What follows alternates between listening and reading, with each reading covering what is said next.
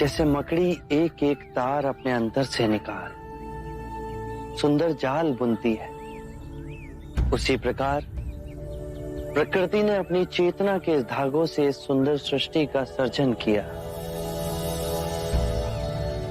और इसी सुंदर सृष्टि में बुद्ध के सधर्म के मार्ग की वाणी दसों दिशाओं में गूंजेगी और सोई हुई मानवता जाग उठेगी। जो भी सद्धर्म के मार्ग से जुड़ना चाहे उसके लिए हमारे संघ के द्वार खुले हैं, फिर वो चाहे किसी भी वर्ण का ही क्यों ना हो, कोई भेदभाव नहीं होगा। ये अद्भुत क्रांति है शाक्य मुनि। सदियों से मनुष्य ने मनुष्य को धन, जाति, लिंग के आधार पर उत्पीड़ित किया। अब सब समान होंगे। सबको अधिकार है ये परम सत्य पाने का, जैसे हम सब ने प्राप्त किया। सब नश्वर है, सब झूठ है और सबसे कुरूप है यह जीवन।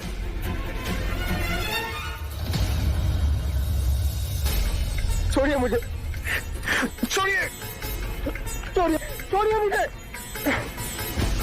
आप होते कौन है मुझे रोकने वाले? मेरे जीवन पर स्वयं मेरा अधिकार है। नहीं, जिसने तुम्हें जन्म दिया उस माता का अधिकार है। जिसने तुम्हारा लालन पालन किया उस पिता का अधिकार है। कितनी लंबी श्रृंखला है जिनके होने से आज तुम हो। तुम पर केवल अपना नहीं, उन सब का अधिकार है। उठो।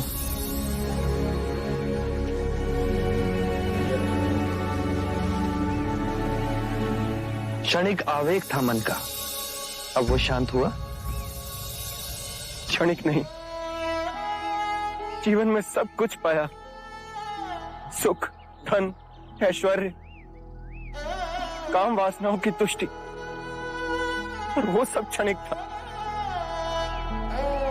जब भी अपने अंदर देखा तो एक बहुत ही गहन अंधकार पाया, बहुत ही गहरी पीड़ा पाई और बहुत ही सूना बन पाया। जीवन जीने का कोई अर्थ ही नहीं रहा।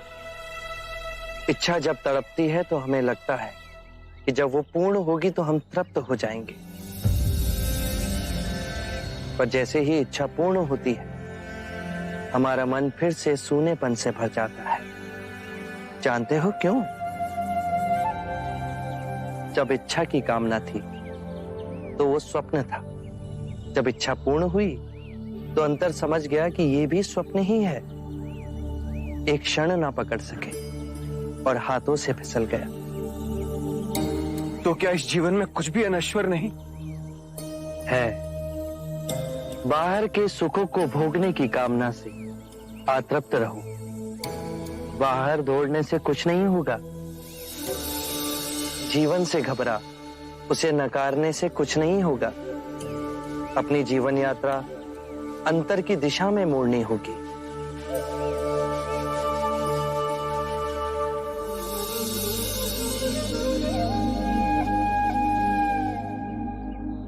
कौन है आप और आपको कैसे पता?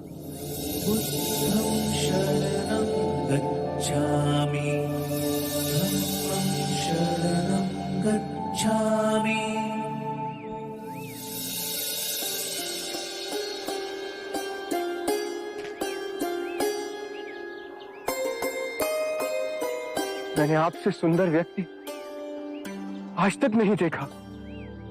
इतनी देर में तुम्हारे पास ही खड़ा था, पर तुम मुझे देख न सके। तुम्हारी आंखें अंधी होकर हर ओर केवल अंधकार ही देखना चाहती थी। मनुष्य अपने मन में जैसी चाहे वैसी दुनिया को देख सकता है। सत्य है, आप महात्मा हैं। मैं दुखी हूं अपने अंतर मन से। मेरा नाम यश है। एक धनी वैश्य परिवार में मेरा जन्म हुआ। जीवन में किसी भी बात की कमी नहीं थी। मैंने हर सुख भोगा, वासनाओं की पूर्ति करता रहा, पर अंदर ही अंदर मेरा मन घुटता रहा। मैं और नीरस होता गया। कितने मनुष्य हैं जो कि शारीरिक रोगों से पीड़ित हैं, धन के अभाव से पीड़ित हैं, अन्याय से पीड़ित हैं, पर उतने ही मनुष्य मानसिक रोगों से भी पीड़ित हैं। चारों ओर देखो यश,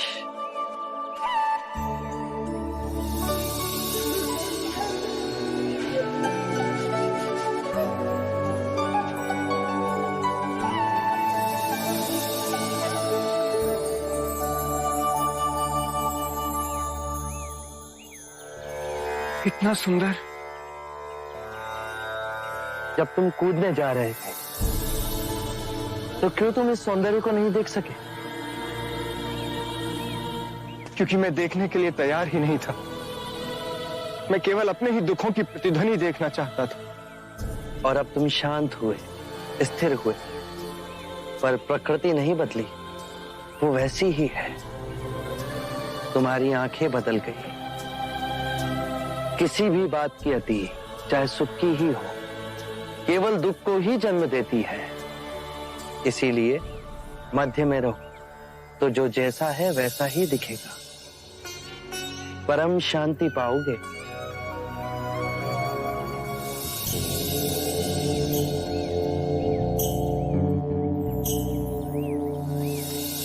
क्या आप मुझे अपना अनुयायी बनाएंगे?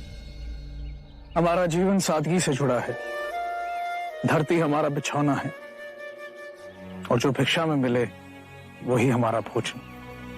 जहां वैभव नहीं, विवेक हो, मैं उस तप के लिए तैयार हूं।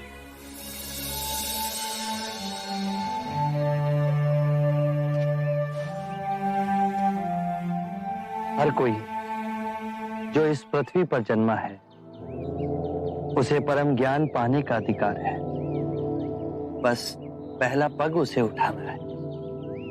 मैं तैयार हूं। तुम अपना शीश कटवा सकते हो। मैं अपना शीश देने को तैयार हूं। शीश देने की बात केवल एक प्रतीक है। शीश देने को वही तैयार होता है जो अपने अहंकार का शीश काट अपने गुरु के चरणों में रख सके।